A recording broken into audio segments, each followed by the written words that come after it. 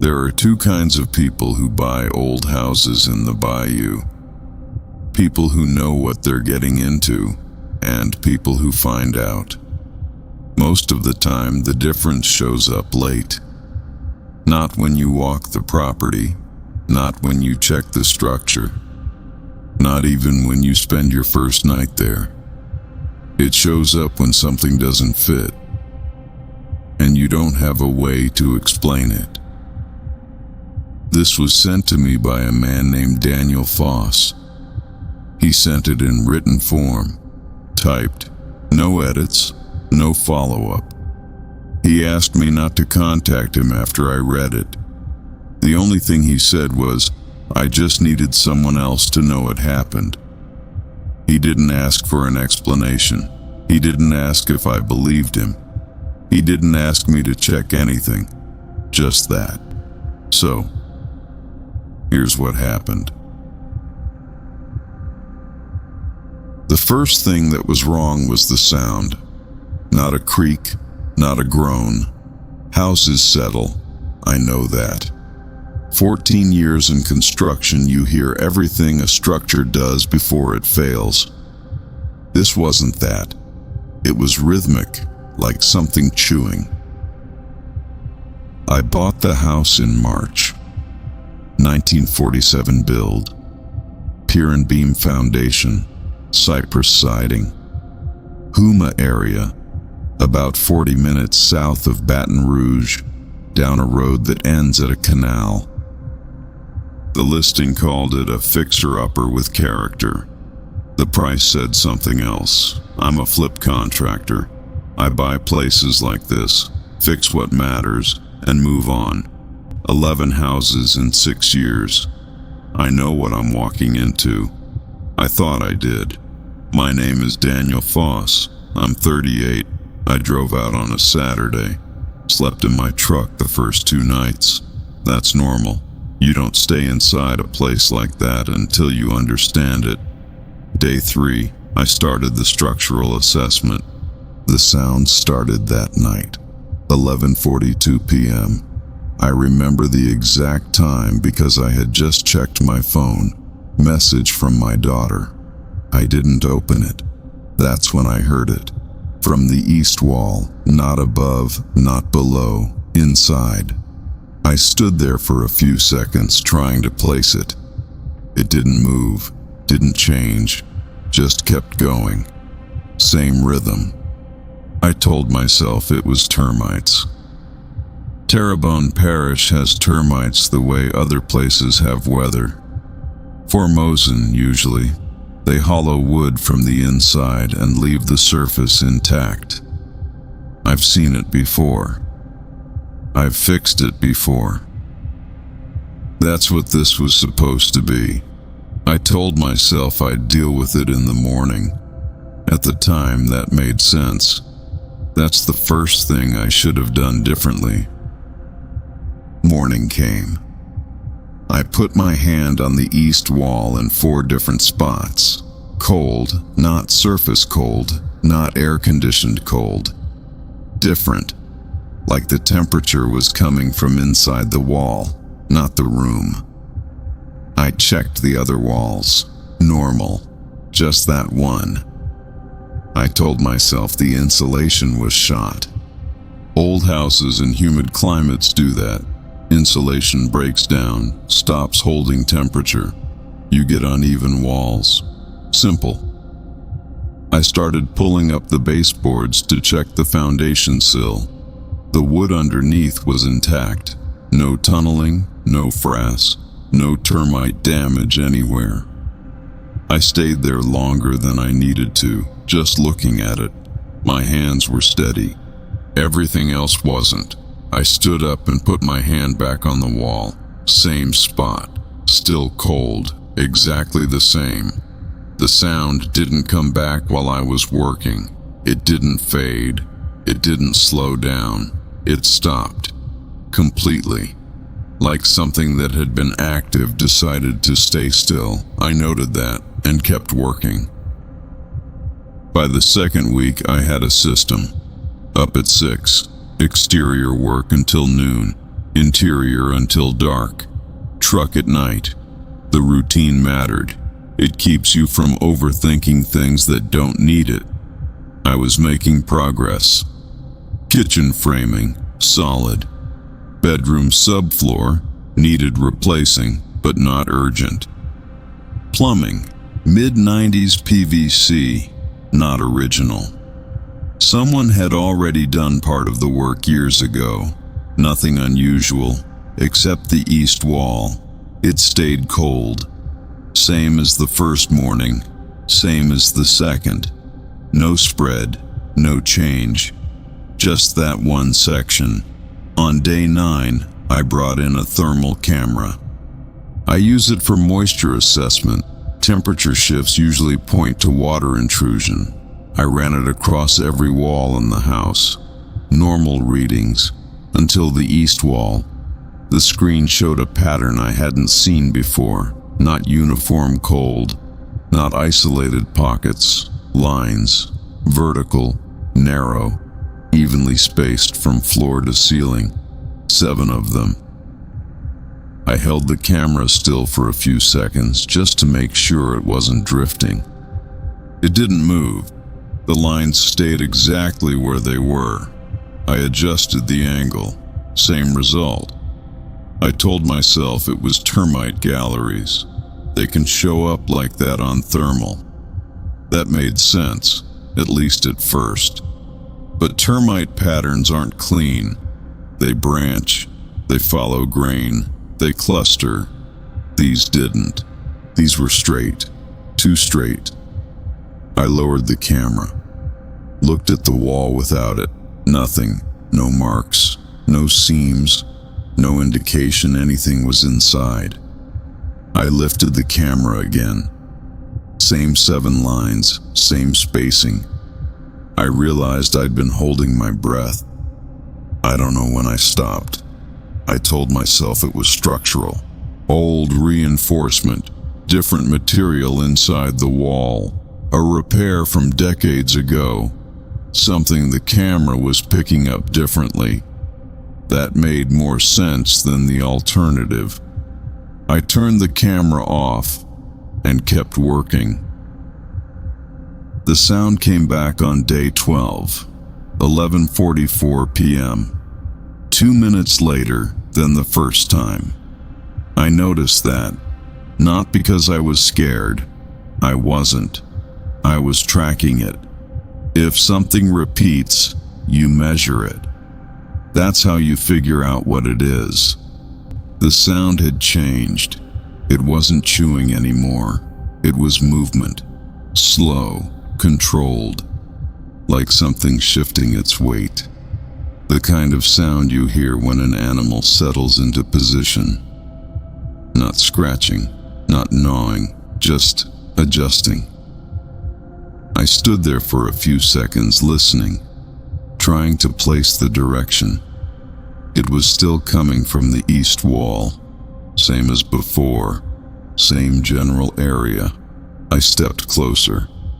The volume didn't change. That happened again. I knocked on the wall. 1 knock. Solid. The sound stopped. Immediately. No fade, no delay. Just gone. I kept my hand there, waiting, counting without meaning to. 1, 2, 3, 4. Then it came back. Same rhythm, same pace. Like nothing had happened, like it had just waited. My mouth went completely dry. I tried to swallow and couldn't. I knocked again. Harder this time. 3 times. Same result. The sound stopped, held, then resumed. Unchanged. I stepped back from the wall, watched it for a few seconds like that was going to show me something. It didn't. Nothing moved. Nothing changed. Just the sound, still inside, still steady. I went back to the truck. There's a hardware store in Houma, about 22 minutes from the property. I drove there early, Bought an endoscope, the kind you feed through a drilled hole to see inside a wall. $42. I've used them before. Came back, marked the spot, 3 feet off the floor, dead center between 2 of the thermal lines I'd photographed. I drilled slowly, stopped once to listen. Nothing, just the drill. I fed the scope in, no resistance. I turned on the camera. The wall cavity was full, not with insulation. That was the first thing I noticed. The insulation was gone. Not pushed aside, not damaged. Gone. Like it had been removed clean, but the space wasn't empty. It was packed. Dark brown material, compressed, fibrous, layered in horizontal rows from stud to stud, tight, uniform. I moved the camera slightly. The pattern continued. Same spacing, same density, no gaps, no irregular edges. I've seen a lot inside walls. Rats, raccoons, wasp nests bigger than a carry-on bag, mold that spreads like maps. I've seen people use newspaper as insulation. I've seen things that shouldn't be there. Nothing like this. This had structure. Not random. Deliberate. Like it had been placed. Or built. I pulled the scope back a few inches, then pushed it forward again. Same image. No movement. No reaction. Just that pattern. I realized I hadn't moved in a while. My legs were locked in place. I shifted my weight and felt it all at once. I pulled the scope out, sat down on the floor, did nothing for a bit, just sat there looking at the hole in the wall. Then I called my buddy Marcus. Marcus does pest control, mostly commercial, but he's worked residential all over the parish. 19 years. I called him and described what I saw on the scope footage. I told him I recorded it. Still have the file. He didn't say anything at first, just listened. Then he asked, "Is it in all the walls or just one?" I told him just the east wall. As far as I knew. He said, "Carpenter ants can build like that. Formosan termites in later stages too." He paused. "But those lines you saw on the thermal," he didn't finish that, just stopped. Then said, "Let me come out and take a look before you open anything else." I asked when. He said 3 days, 72 hours. I looked at the wall while I was still on the phone. Didn't say anything for a second. Then I told him that was fine. Hung up. I already knew I wasn't going to wait. I've been doing this too long to sit on something like that. If there's a problem inside a wall, you open it. You don't leave it there. Not for 3 days. Not overnight. I went back inside, grabbed the pry bar, chose the south end of the wall, floor level, where the thermal lines were closest together. I stood there for a second, listening. Nothing. No sound. That made the decision easier. I drove the pry bar through the drywall.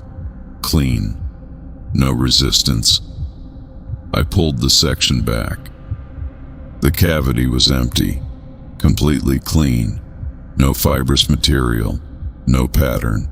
No sign anything had been there. Just old fiberglass insulation. Yellowed. Flat. Looked like it hadn't been touched in 40 years. I leaned in a little closer. Checked the studs. The inside surfaces. Nothing. No residue. No disruption. No transition between sections. Just normal wall. I stayed there longer than I needed to. Looking at it. Trying to match what I saw on the scope with what was in front of me. There was no way to do that. My hands felt fine. Everything else didn't. Whatever had been there wasn't there anymore. The sound started again. Same moment. Not from where I opened. From the north end of the wall. I called Marcus and told him what happened. Didn't leave anything out. The scope, the empty section, the sound moving. He didn't interrupt, just listened. Then he said, "Don't open any more walls. I'll come tomorrow." He showed up early. Didn't knock.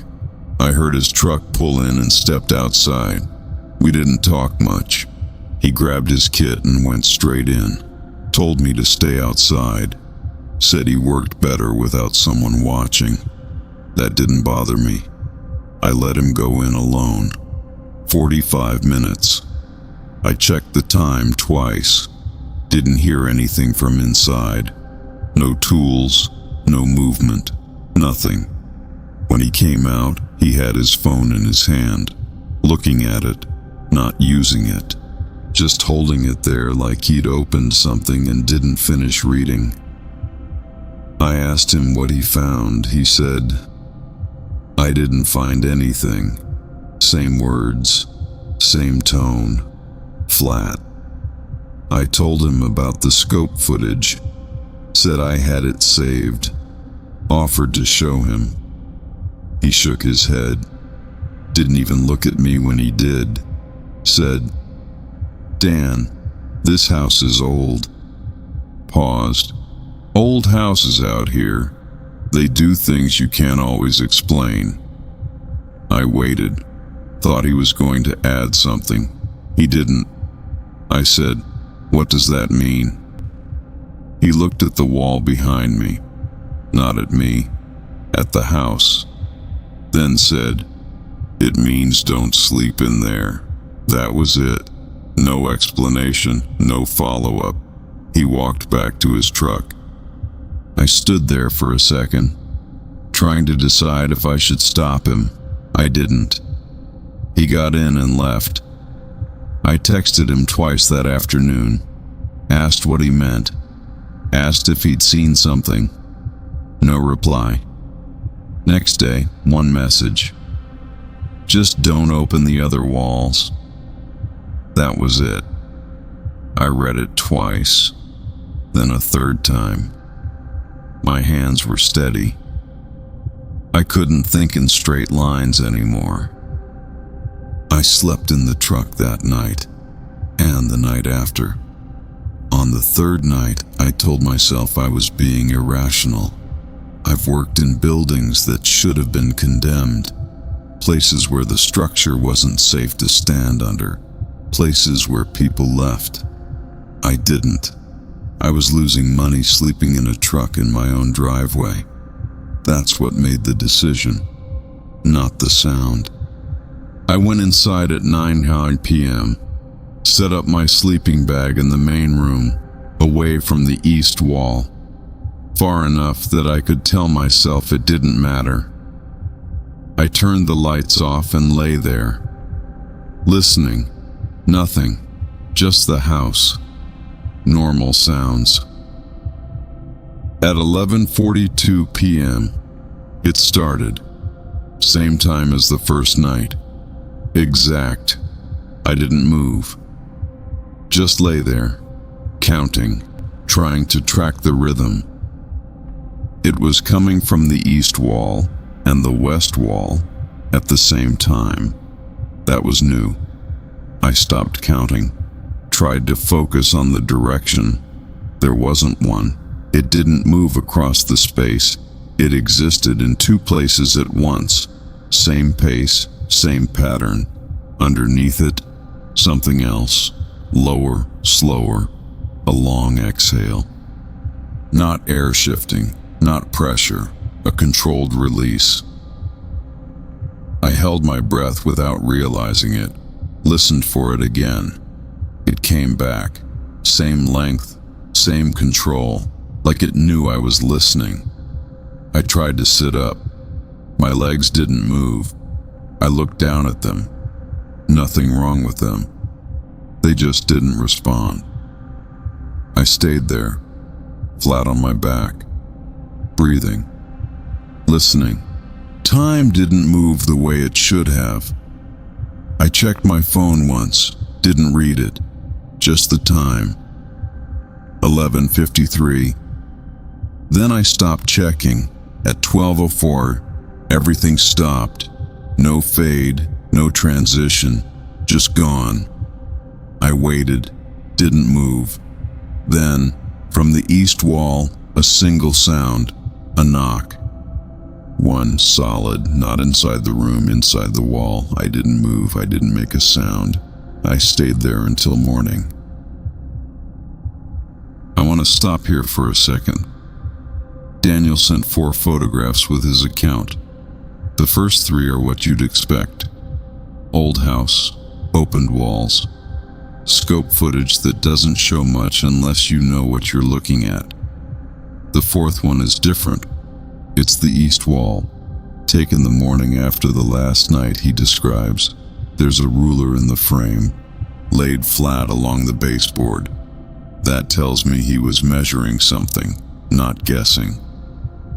Along that baseboard, spaced about 14 inches apart, there are 7 marks, small, circular, each about 2 inches across. They're not drawn, not stained, not surface damage. They're pressed into the drywall. From the inside, you can see the depth in the shadow. You can see the edges, clean, even, deliberate. 7 of them. Daniel never mentioned these in his account, not once. I checked. I don't know if he saw them. I don't know when they showed up. I don't know if they were there before he left or after. I don't know a lot of things about this story. That's the part that stays with me. I went back once, 2 weeks later. Daylight. I told myself that mattered. I needed my tools. That was the reason. I walked in through the front door, stopped, listened, nothing, just the house. I walked to the east wall, the section I'd opened, still there. The insulation, still there. But it had been moved, not torn, not scattered. Moved, rearranged, stacked, pressed tight against one stud, clean. The rest of the cavity, empty. I stepped closer, looked at the stud, center of the opening, eye level. There were marks in the wood, not scratches, channels, cut into the surface, across the grain, parallel, even, precise. 7. I leaned in, didn't touch it, just looked. Tried to follow the spacing, same distance, same depth, no variation.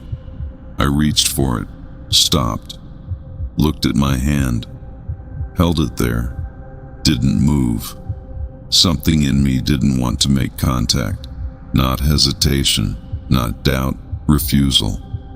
I stood there, too long, didn't check the time, didn't move. Then I heard it. Daylight, 10:20, no wind, no traffic, no other sound. From inside the wall, one exhale, long, slow, controlled. I pulled my hand back, stepped away, didn't look again. I left my tools. I sold the house, took a loss, didn't explain anything that required explaining. The section I opened was small, easy to miss. I told myself that was business.